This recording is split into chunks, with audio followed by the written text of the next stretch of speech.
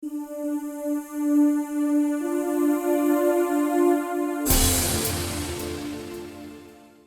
guys, I'm Molly Sims. Welcome to the Everyday Supermodel. Today we're gonna be talking about the perfect blowout. Very easy, a few simple tricks that we do to get that perfect look. I'm here with Christy Furman, my makeup artist and hairdresser, and she's gonna show you a few quick things you can do that really make a difference. But today we're gonna focus on the perfect blowout.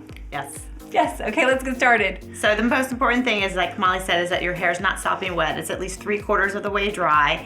And I like to section it off, and you really don't need to overthink it. You just need like one clip, one big clip. And once it's air dried or dried some, you can dry it with the blow dryer, then you clip up your section and you just go for it. Right. And if split ends are an issue, then you just roll it under just a little bit and it hides them. We're gonna show you how we section off. This is how she has me do it. She simply sections off the hair, which I'm gonna turn around. And you don't have to overthink it. It doesn't have to be perfect. It's just a nice section of hair. If your hair is really thick or really curly, or you're going for a super straight blowout on curly hair, then you need to take a real, much smaller section. But if we're doing volume and lift, then this is perfect. Someone like Molly's hair, you can do it in like 4 sections. Really curly hair, maybe a little bit more. If you're just going for like a nice straight smooth look, you don't even need to section it maybe that much at all, maybe just around the top. And again, it's one clip, so I'm gonna show you how easy it is. Not that you don't need Christy at your house, but seriously, take it, and then I just kind of tie it up. If you don't have a clip, you can just kind of knot it yourself, like that, and there's your first section right here, okay? Let's talk about brushes. Brushes. Look how many brushes she has. She has, what do you call this brush? That's a large round brush. A large round brush, which is kind of a new thing that everyone's going for. It's super light. The medium, you have the small. I love this one. She was talking to me about this one. Explain what this one is. It's concave. It just kind of gives like a different form to the curl. It's not as uniform, and it just makes it a little tighter in the center. All these brushes, you don't need all of them. You do need a few of them, and she's gonna tell you which ones to start with. Okay, so what I'm gonna do is just, take my finger and slice through a piece of hair. About the size of the brush you're using is typical. Make sure, the most important thing is before you start to try to pull around, brush through, is you make sure there's no tangles. Because if you get a tangle, then you're gonna get stuck, and then you're gonna get like a burn in the hair. So just to make sure, you've used your detangler, and now you're ready to go. And you got a nice firm grip. Up and out is what we're going for, yeah. Up and out.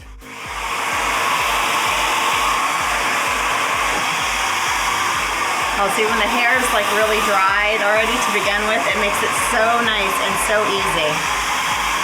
This is a big section of hair that I have here. And look how fast I just did it. If I'm doing this at home, so I just take one section, and I go up, and I go to the end, right? And I do like that. And then I do like get a really firm grip on it. And I take the hair dryer, and I just do this, right? And then you can, if you want to set the curl on the end, you can use the cold shot on the dryer. So we cool it off, and then as soon as you take it out, it's going to be a nice little wave. Oh yeah. Okay. So the cold sets it? The cold sets it and also makes the hair really shiny. Okay. And I undo it. Oh yeah. Look at that. And then I kind of just marry the 2 sections together and go over it again.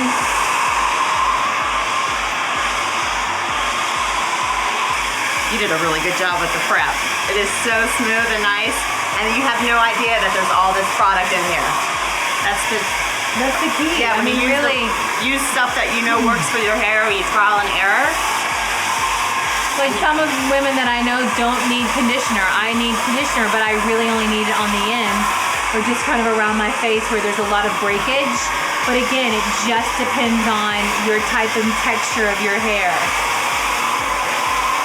As you're going through the blowout process, you can always go back in and add product. If it's too slippery, if you don't feel like there's enough hold or enough texture, I always go back in and I really, when I'm sectioning this next piece, we're gonna add a little bit of dry shampoo as I get closer to the crown to really give that extra kind of oomph of volume. People think dry shampoo is just used on dry hair. It's a myth. It can be used throughout the prepping process and the blow drying process.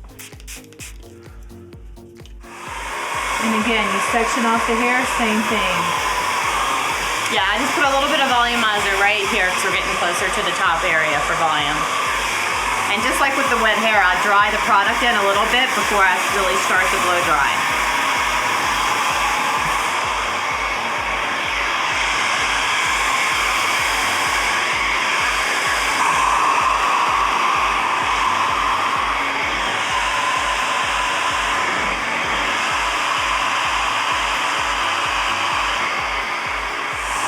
You see me keep checking the heat. You want to keep your heat always moving and not stuck on the hair. Dry or moving. And every now and then I take the heat to my hand because I have a cold shot, and just to make sure that you have the hot and cold at the right time. And a lot of people don't realize that a lot of times breakage happens during a blow dry because they think it happens during color, and it does. But really, really high heat with your, tools can be really bad on your hair. So always remember to use that cold shot. It not only sets, but it also is better on your hair.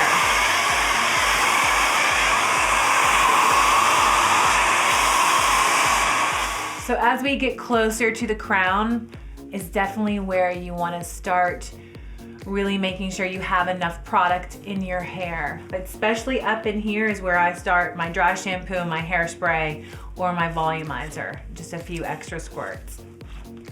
Okay, more dry shampoo. And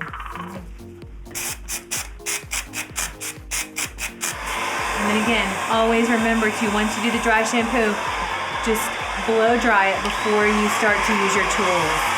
Just a little bit, just to set it in. This is where the up is really important. Always So you want lift, yeah, up. And this is one of the only times too that you can go under the hair, because normally you don't want to put away all these little flyaways. Like see if you go like that, you get all those flyaways. You want to keep the dryer pointing down. With the exception of getting under the root, then you can point it like that. And this is the cold. When you see me holding it on it like this is the cold. Okay, up, up, up. So this is the part where this crown kind of bang area is really where I kind of get crazy. It's where I do the most amount of product, the most amount of buildup. Even though I love the texture and the volumizer of going back, it is very important that for me, once she does it, that this lays flat, but then kind of wings back, but not the golden arches. So we're gonna show you how to do that, to get the volume, but also get a little bit of the flatness. It's just a little bit of an edgier look. We're gonna pull it straight, and then when you roll it under, then will flip back, and then sometimes we just take a big section and we twist it back. Exactly. Let's start by going under and over. And what she's doing right now, this is for a middle part. So if you're gonna do a left part or right part, then you always wanna go in the direction, but also bring it opposite so it's not too homecoming queen 1995. So here's the trick. So now that it's in my hand and it's nice and taut, I could go forward or I could go back, but I'm going down. So it's really flat, like that. And then if you get your lift or whatever, then you can just, if you're going this way, you can flatten the hair. You can flatten it back the other way. You can fight the cowlick. I have a little bit of a cowlick. And I like to do the bang and then let it settle in and then come back to it.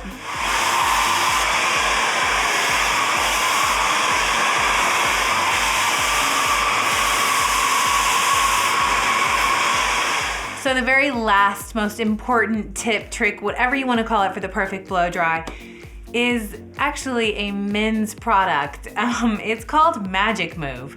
I stole this from my husband for this segment, and it sounds crazy, but this is the perfect thing for flyaways, which if you have blonde peroxided color bleached hair like I do, after a blowout, you're gonna need some type of product.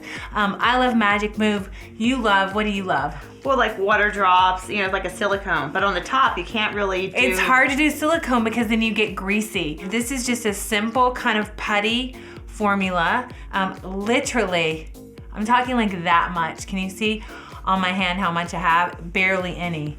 And I just rub it like this. And I just go like this. And it really helps with the flyaways. And then I kind of use the rest of it. And I can literally, if I have a little bit of breakage here, so I'll even go more, I'll even go just a tad bit. But go easy, that's a trick. Like especially if you're using silicone based or anything that's not like kind of a putty. But there we have it, the perfect blowout. For more tips and tricks, go to the Everyday Supermodel. Please ask us questions. Thank you so much. Thank you. Bye, you guys.